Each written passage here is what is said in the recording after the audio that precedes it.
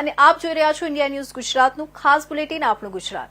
સમાચારોની શરૂઆત કરતા પહેલા આપણે એક નજર કરીએ વડોદરાના સમાચાર પર। તો વડોદરા શહેરમાં વાત કરીએ તો થોડા દિવસો પહેલા શ્રીજી પર ઈંડા ફેંકવાની ઘટના બની હતી, જેમાં સમસ્ત હિન્દુ સમાજને લાગણીઓ દુભાઈ હતી।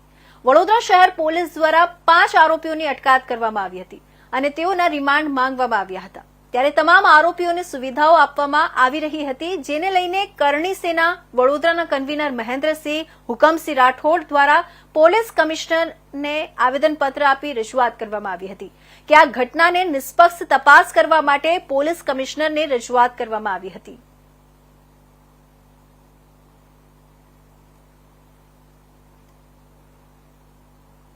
હવે વડોદરા શહેર રાજકીય અખાડો તો પહેલે હતો જ, કારણ કે વડોદરા મધ્ય ગુજરાતનું એક એવું સેક્ટર છે કે રાજકીય હિસાબે આખું ભારત એની નોંધ લેતું હોય છે। પણ અમે વડોદરા શહેરના સંસ્કારીજનો હવે રાજકીય પ્રયોગશાળા લેબોરેટરીના ઉંદર થઈ ગયા હોય એ રીતના અખતરા વડોદરા શહેર ઉપર થઈ રહ્યા છે।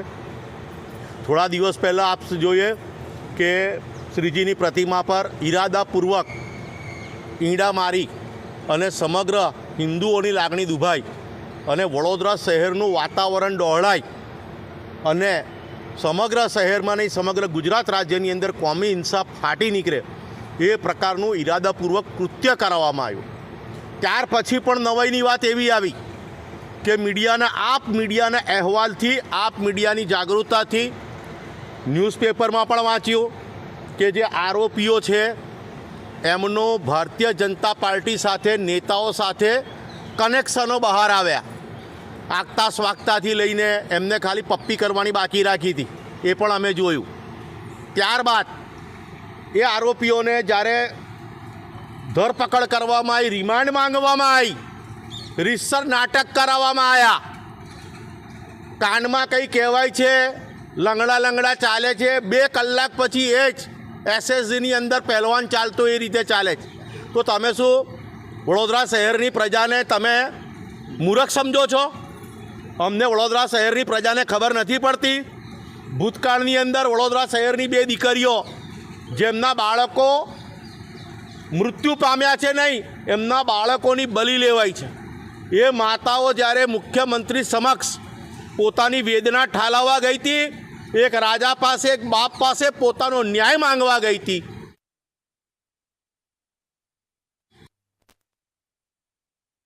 વડોદરાની જ તો ભારે વરસાદ અને ઉપરવાસમાં આવેલા ડેમોમાંથી પાણી છોડાતા વડોદરા નજીક આવેલા સિંધરોટ ગામ પાસેથી પસાર થતી મહીસાગર નદી 2 કાંઠે વહેતી થઈ છે। આ કારણે નદીની સપાટીમાં નોંધપાત્ર વધારો થયો છે અને આસપાસના વિસ્તારોમાં પણ તેની અસર જોવા મળી છે। મહીસાગર નદીમાં સામાન્ય રીતે પાણીની સપાટી ઓછી રહે છે, પરંતુ ચોમાસા દરમિયાન અને ખાસ કરીને જ્યારે ઉપરવાસમાં આવેલા કડાણા અને વણાકબોરી જેવા ડેમમાંથી પાણી છોડવામાં આવે છે ત્યારે નદી ગાંડીતુર બને છે।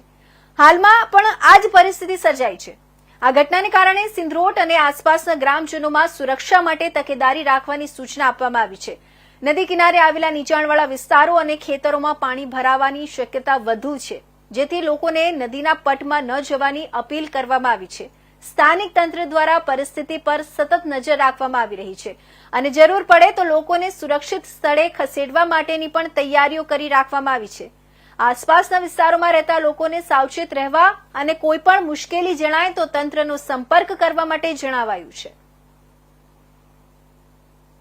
હાલમાં જે કહેવાય છે કે સિંગરોટ ખાતે આવ્યા છે અમે, અને અલગ અલગ જે મહીસાગરના તટ વિસ્તારમાં જે લોકો રહેતા હોય છે ગ્રામીણ વિસ્તારમાં તે લોકોને અમે સૂચના આપવા માટે આવ્યા છે। સાથે સાથે જે જગ્યા ઉપર પાણીનો ભરાવડો છે તેવા તમામ લોકોને, તમામ પરિવારજનોને અમે અપીલ કરવા માટે આવ્યા છે કે જો આપણા વિસ્તારની અંદર, આપણા ઘરની અંદર પાણીનો ભરાવડો હોય તો તાત્કાલિક ધોરણે જે તે જગ્યા ઉપર સ્થળાંતર થવું જોઈએ। સાથે સાથે જે પણ ઢોર ઢાકર છે તેને પણ નુકસાન ન થાય તેની પણ સંપૂર્ણ તકેદારીના ભાગરૂપે જે તે જગ્યા ઉપર સ્થળાંતર કરવું જોઈએ। સાથે સાથે કલેક્ટર સાહેબશ્રીને અમે તો વડોદરાના ગોત્રી વિસ્તારમાં આવેલા રહેણાંક યોજના કિશન એમ્બ્રોશિયા હાલમાં ચર્ચાનો વિષય બની છે, કારણ કે આ સાઇટના સંચાલકે 20થી વધુ લોકોએ સાથે મોટા પાયે છેતરપિંડી આચરી છે।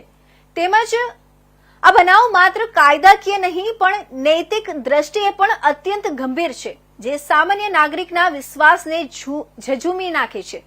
આ સંચાલકે લોકોને લાલચ આપીને મકાન અથવા ફ્લેટ બુકિંગના નામે મોટી રકમ વસૂલી હતી। અનેક લોકોને હપ્તા ભરાવડાવ્યા પછી પણ ન તો માલિકીના દસ્તાવેજો મળ્યા અને ન તો ઘરો તૈયાર કરવામાં આવ્યા.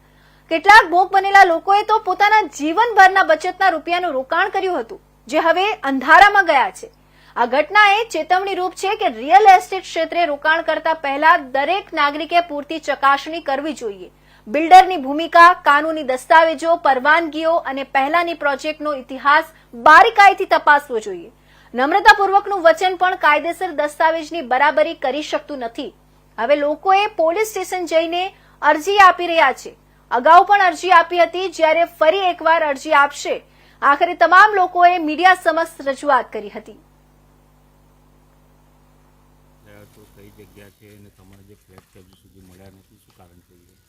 આ ફ્લેટ વડોદરામાં ગોત્રી વિસ્તારમાં આવેલી છે. ગાયત્રી સ્કૂલ છે એની આગળ.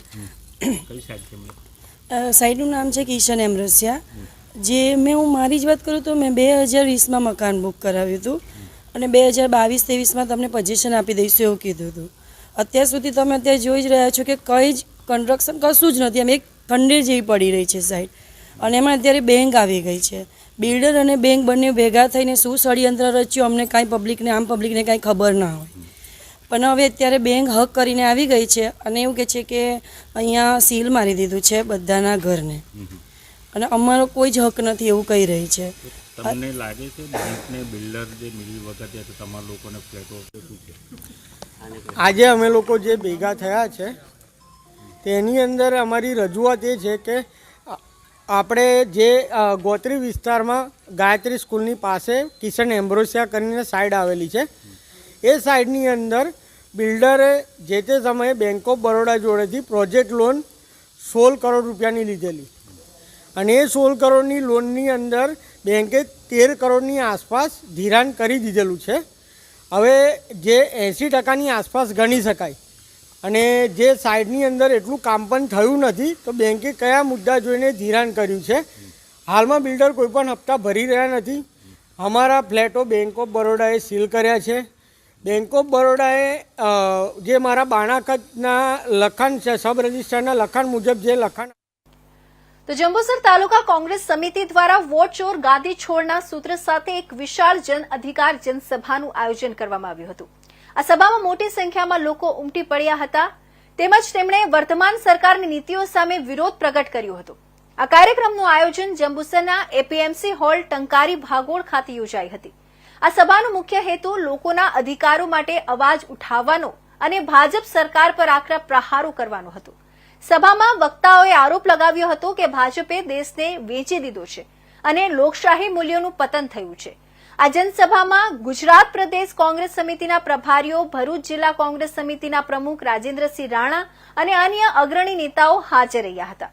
આ નેતાઓએ પોતાના સંબોધનમાં જનતાને લોકશાહીના મૂલ્યો અને મતદારોના અધિકારોનું મહત્વ સમજાવ્યું હતું.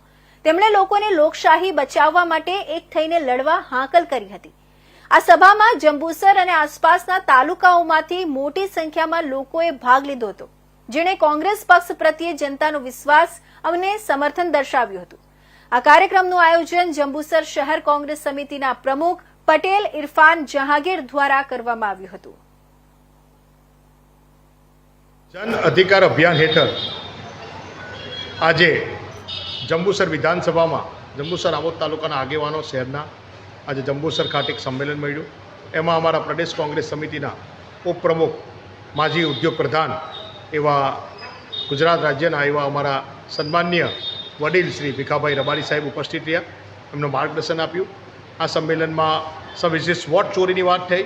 આજે એક ચોરી કરીને પ્રાઇમ મિનિસ્ટર બનેલા છે એ વિશે મુદ્દતવાર ચર્ચા થઈ અને ગુજરાતના પ્રદેશ પ્રમુખ અમારા સન્માનીય અમિતભાઈ ચાવડા સાહેબે એક બુટલેગર પ્રદેશ પ્રમુખ છે ભારતીય જનતા પાર્ટીના, એની ચોરી પકડી છે કે ચોરી કરીને 10 લાખ સુધી વોટથી જીતેલા પકડાઈ ગયા છે. ખાલી એક જ વિધાનસભામાં 30,000થી વધુ વોટ ચોરીના પકડાયેલા છે. એ સાબિત થઈ ચૂકેલું છે. ત્યારે મને ડાઉટ છે કે અમારી જંબુસર વિધાનસભામાં આટલી બધી લીડ ક્યારેય મળી નથી. અહીંયા પણ મને ડાઉટ છે કે અહીંયા ચોરી કરીને ભારતીય જનતા પાર્ટી જીતેલા છે. ત્યારે એની પણ સવિશેષ તપાસ કરવી જોઈએ. એની મતદારીને અમારે ચકાસણી કરવી જોઈએ. એની ચર્ચા થઈ. સાથે સાથે આગામી દિવસોમાં તાલુકા અને જિલ્લા સ્થાનિક સ્વરાજ્યની ઇલેક્શન આવી રહેલું છે, એની રણનીતિ બાબતે પણ ચર્ચા થઈ. સાથે સાથે આગામી ગુજરાત પ્રદેશ કોંગ્રેસ સમિતિ દ્વારા વિધાનસભાના વોટ ચોરીના મુદ્દે ઘેરાવો થઈ રહેલો છે, મોંઘવારીના મુદ્દે ઘેરાવો થઈ રહેલો છે, ખેડૂતોના શિક્ષણ ભાવ મુદ્દે ઘેરાવો થઈ રહેલો છે, તે મુદ્દા પર 8 તારીખે વિશેષ સંખ્યામાં સૌથી વધુ સંખ્યામાં જંબુસર વિધાનસભામાંથી કાર્યકર આગેવાનો આવે એનું પણ આયોજન કરેલ છે. તો વડોદરા આજવા સરોવરના 62 દરવાજા ખોલવામાં આવ્યા. વડોદરા મ્યુનિસિપલ કમિશનરના આદેશ મુજબ આજે 9 વાગ્યાના સુમારે સવારે આજવા સરોવરના 62 દરવાજા ખોલવામાં આવ્યા છે. તારીખ 5/9/2025ના રોજ સવારે 9 વાગે આજવા સરોવરના 62 દરવાજા ખોલવામાં આવ્યા છે. તળાવનું વર્તમાન પાણીનું સ્તર 213.46 ફૂટ છે. પાણીના યોગ્ય વ્યવસ્થાપન અને સલામતીને ધ્યાનમાં રાખીને આ પગલું લેવામાં આવ્યું છે. નમસ્તે. આજવા સરોવરનું પાણીનું લેવલ 213.2 પહોંચી ચૂક્યા છે. સપ્ટેમ્બર મહિનાના રૂલ લેવલ પ્રમાણે 212.5 અમને મેન્ટેન કરવાનું હોય છે. અત્યારે પુરવઠો માટે પાણી પૂરતું આપણે સપ્લાયમાં છે અને પ્રતાપપુરામાં પણ જે પાણી સંરક્ષણ થયું હતું ઉપરવાસના વરસાદના કારણે એને પણ થોડું દિવસો પહેલાં અમે થોડું પાણી છોડવામાં આવ્યું હતું. અત્યારે પ્રતાપપુરા ઇઝ અંડર કંટ્રોલ અને આજવામાં પણ સારી રીતે અત્યારે પાણી પુરવઠો મેન્ટેન કરી રહ્યા છે. પણ સાવચેતીના ભાગરૂપે અને રૂલ લેવલ મેન્ટેન કરવા માટે 62 ગેટ્સ આજે ખોલવામાં આવ્યું છે. આજે 9 વાગ્યાથી 1 વાગ્યા સુધી 4 કલાક અમે વિશ્વામિત્રીમાં આ પાણી છોડવાનું નક્કી કર્યું છે અને આજવા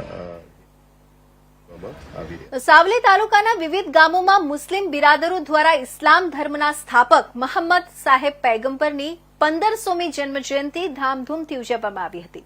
ઇસ્લામ ધર્મના પૈગંબર સ્થાપક મોહમ્મદ સાહેબ પૈગંબરના જન્મદિવસ નિમિત્તે ભવ્ય જુલુસ કાઢવામાં આવ્યું.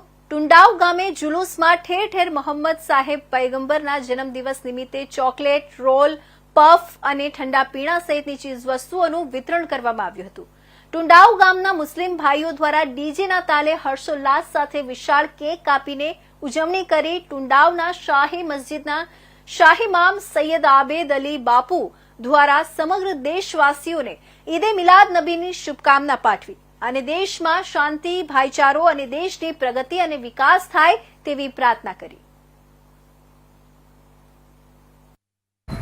હું સૈયદ આબિદ અલી અલ મુર્તજા શાહી જુમ્મા મસ્જિદ ઇમામ નબી સાહેબના જન્મદિવસના સુપ્રસંગે 1500નો જન્મદિવસ છે. આ ભારતના તથા સર્વ કાયનાતના ઇન્સાનોને હું શુભેચ્છા પાઠવી રહ્યો છું, જેમને શાંતિનો સંદેશો આપ્યો અને ખાસ પ્રાર્થના કરું છું, ખાસ દુઆ કરું છું કે અમારા ભારત હંમેશા પ્રગતિ પર રહે, શાંતિ, અમન, ભાઈચારો બની રહે એ દુઆની સાથે.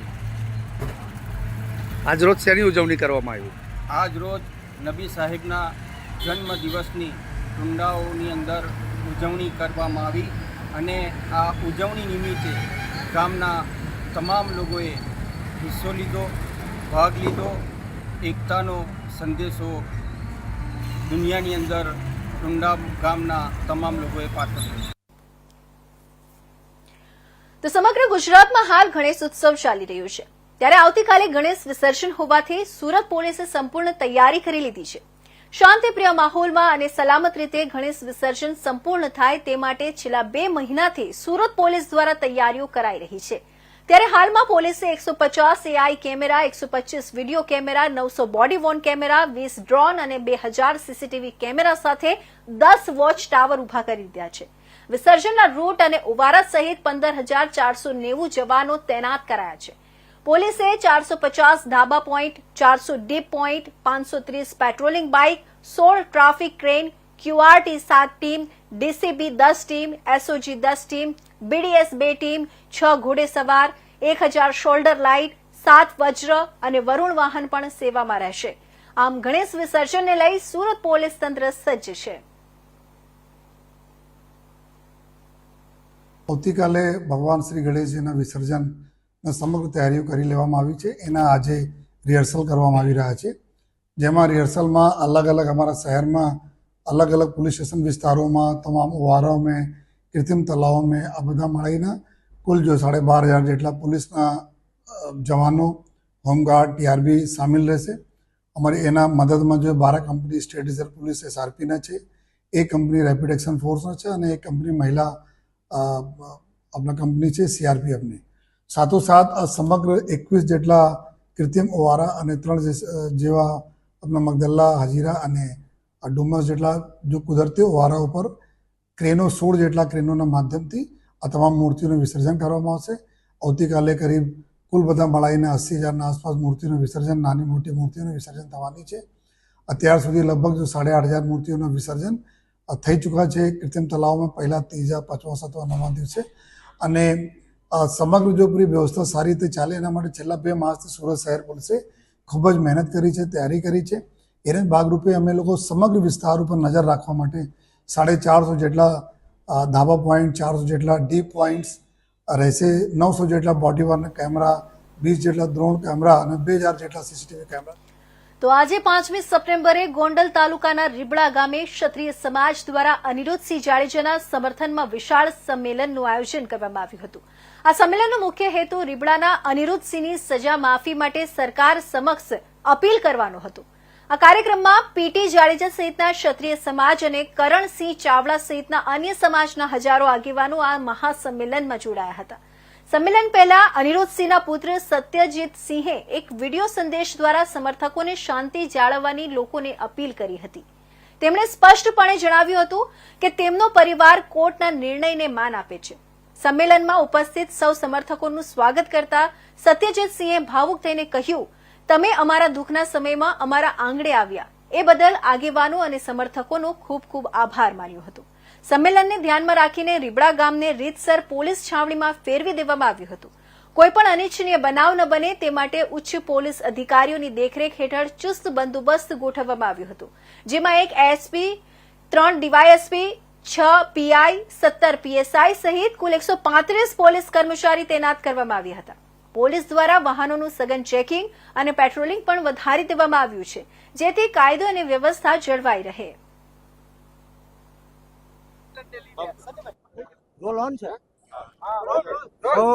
પત્રકાર મિત્રોને જય સોમનાથ, જય રઘુનાથજી, જય માતાજી.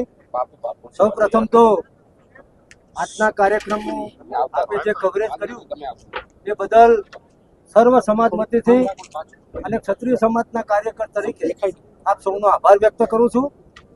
આપ સૌ જાણો છો એ પ્રમાણે આજનું જે લાગણી પ્રદર્શન, શક્તિ પ્રદર્શન નહીં, લાગણી પ્રદર્શન અનિરુદ્ધસિંહ જાડેજા અને રીબડા પરિવારને એક હૂંફ આપવા માટે, એમને સહયોગ આપવા માટે, એમને સહકાર આપવા માટે આજે સમગ્ર ગુજરાતમાંથી તમામ જ્ઞાતિ સમાજના આગેવાનો, યુવાનો, વડીલો અને બહેનો પણ ઉપસ્થિત હતી. મુદ્દો એ છે કે નામદાર સુપ્રીમ કોર્ટ અને નામદાર હાઈકોર્ટે જે ચુકાદો આપ્યો છે, ભારતનું બંધારણ એ સર્વોપરી છે, એ ચુકાદાનું પણ અમે સન્માન કરીએ છીએ. આજનું આ સંમેલન કોઈ સમાજની સામે, કોઈ વ્યક્તિની સામે, સરકાર સામે જરા પણ નહોતું, કારણ કે લોકશાહીમાં બંધારણે જે અધિકારો આપ્યા છે એ મુજબ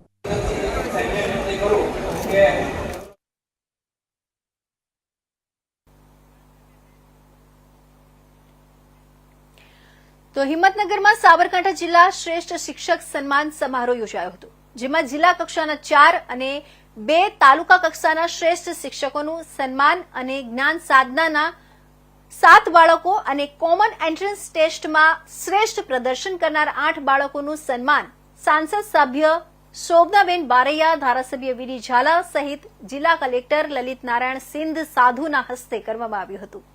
ત્યારબાદ શ્રેષ્ઠ શિક્ષકોએ પોતાના પ્રતિભાવો રજૂ કર્યા હતા.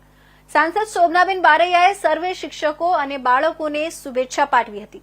આ પ્રસંગે હિંમતનગર નગરપાલિકા પ્રમુખ વિમલભાઈ ઉપાધ્યાય, ઈડર ડાયટ પ્રાચાર્ય MG ચૌહાણ, જિલ્લા શિક્ષણ અધિકારી મીતાબેન ગઢવી, જિલ્લા પ્રાથમિક શિક્ષણ અધિકારી કેયુર ઉપાધ્યાય સહિત મોટી સંખ્યામાં શિક્ષકો અને બાળકોના પરિવારજનો ઉપસ્થિત રહ્યા હતા.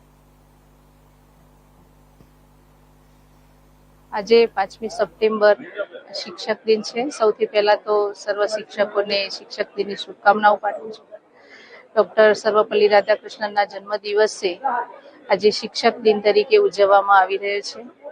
એમાં શિક્ષકોને સન્માનિત કરવા માટે સૌ વહીવટી તંત્રએ ખૂબ સારી એવી મહેનત કરી અને શિક્ષકોને સન્માનિત કરવામાં અમને સહભાગી કર્યા છે. એ જ રીતે સીઈટીના 15 બાળકોને પણ જ્ઞાન સાધનાના 8 અને સીઈટીના 7 એમ કરીને કુલ 15 બાળકોને પણ એવોર્ડ આપીને સન્માનિત કર્યા છે. એસએમસી સ્ટેટ મોનિટરિંગ સેલે હર્ષિત જૈનની ધરપકડ અમદાવાદ ઇન્ટરનેશનલ એરપોર્ટ પરથી કરી છે. આ સટ્ટાકાંડમાં 2300 કરોડથી વધુ નાણાકીય વ્યવહારો કરવામાં આવ્યા છે. એસએમસીએ 481 ખાતામાં 9 કરોડથી વધુ નાણાં ફ્રીઝ કર્યા છે. આ તપાસ દરમિયાન 1000થી વધુ અલગ અલગ કંપનીઓના ખાતા ફ્રીઝ કર્યા છે. આ ગુનામાં 8 આરોપીઓ સામે રેડ કોર્નર નોટિસ ઇસ્યુ કરવામાં આવી હતી. આ કેસમાં અમિત મજીઠિયા મુંબઈ મુખ્ય આરોપી છે, જે ફરાર થયો છે. એસએમસીને હર્ષિત જૈનની ઓફિસમાંથી ક્રેડિટ કાર્ડ, ખોટા સિક્કા મળી આવ્યા હતા. નાણાકીય લેતી દેતી અને હવાલા અંગેની પૂછપરછ કરવામાં આવશે. ટીવી દ્વારા 25/3/2023 રોજ એક રેડ કરવામાં આવેલ હતી.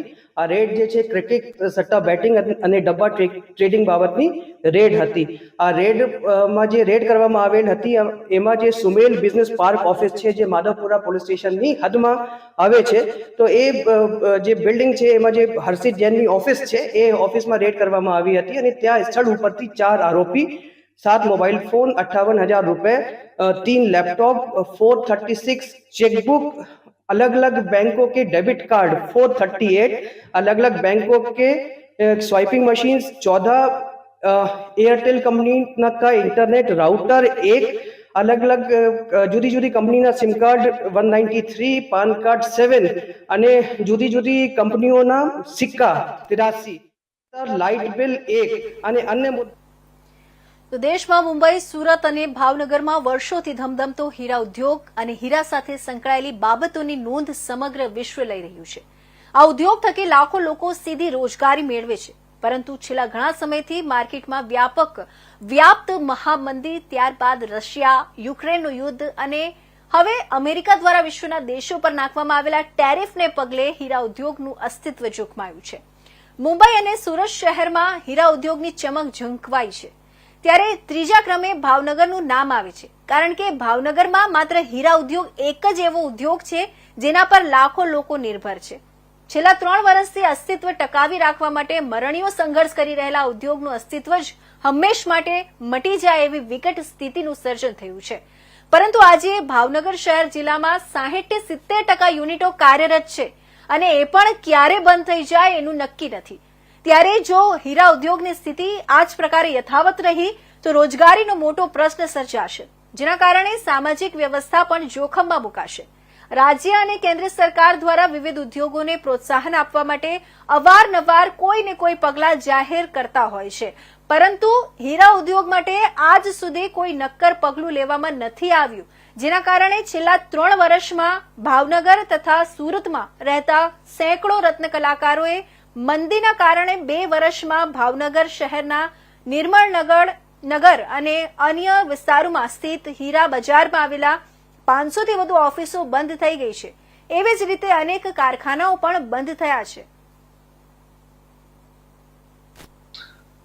હીરાનો ધંધો છેલ્લા 3 વર્ષથી મંદીનો માહોલ છે. હીરાના ધંધામાં રશિયા યુક્રેન યુદ્ધ થયું ત્યારથી સંઘર્ષમાં ધંધો પસાર થઈ રહ્યો છે. એના હિસાબે માણસોને એક તો ઓલરેડી પરિસ્થિતિ ખરાબ હતી, એમાં છેલ્લા 3 મહિનાથી 4 મહિનાથી જે ટેરિફની વાત 25% પહેલા ટેરિફ નાખ્યો, પછી 50% કર્યો, પછી ઓવરડ્યુ ભર્યું અને છેલ્લે 2-3 દિવસ પહેલા ફાઇનલ થયું કે 50% ટેરિફ લાગશે. અને એના હિસાબે ધંધામાં પડ્યા ઉપર પાટો અને એક ધંધો જે ચાલતો હતો એમાં એક બ્રેક લાગી ગયો કે આગળનું ભવિષ્ય હું. જે હીરા 2-3 વર્ષથી માલ 10,000માં પડતર હોય એ 10,000માં પણ માંગ નહોતી, તો ટેરિફના હિસાબે એ માલ 15,000 ટૂંકમાં 12 નું બજાર ડાયજેસ્ટ કરશે કે નહીં કરે એની બધાને એક બીક અને ડર છે કે ભાઈ આ બજારનું શું થશે, કે હીરા ધંધામાં આગળનું ભવિષ્ય શું થશે. એના હિસાબે હીરા ધંધામાં પરિસ્થિતિ બહુ ખરાબ છે. હું અત્યારે માધવરત્ન બિલ્ડિંગમાં મારી હીરાની ઓફિસ ચાલે છે, તો હું ઘણા સમયથી જે હીરાનું કામ કરું છું ત્યાં મારે નીચે મારા કારીગરો હોય છે. અત્યારે અમારે બજારની પરિસ્થિતિ એવી થઈ છે કે હીરા કોઈ લેતું નથી અને હીરા વેચાતા નથી, એટલે મારા કારીગરો મારે છૂટા કરવા પડે છે. તેમ છતાં અત્યારે બજારમાં જે 2000 ઓફિસો હાલે છે એમાંથી 400 થી 500 ઓફિસો બંધ થઈ ગઈ છે અને જે ચાલે છે એમાં જે કોક 20નો સ્ટાફ હોય, કોકને 25નો સ્ટાફ હોય, કોકને 100નો સ્ટાફ હોય, એમાંથી માત્ર ને માત્ર 50 થી 55% સ્ટાફ રહ્યો છે. બાકીના બધા જે કારીગરો હોય એને છૂટા કરી દીધા, કારણ કે બહુ ખરાબ પરિસ્થિતિ નથી, એને પગાર નથી ચૂકવી શકતા અને ચૂકવીએ તો એને 50% જેવો પગાર ચૂકવી છે. એટલે અમારી પરિસ્થિતિ જ ખરાબ છે. એટલે કારીગરને સાચવવાની પોઝિશન અમારી રહી નથી, એટલા માટે અમારે કારીગરોને છૂટા કરવા પડે છે.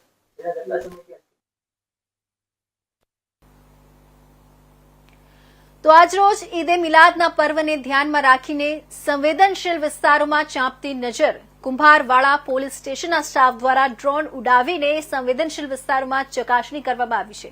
કોઈ અનિચ્છનીય બનાવ ન બને તેને ધ્યાનમાં રાખીને ડ્રોન ઉડાવીને ચકાસણી કરાઈ રહી છે.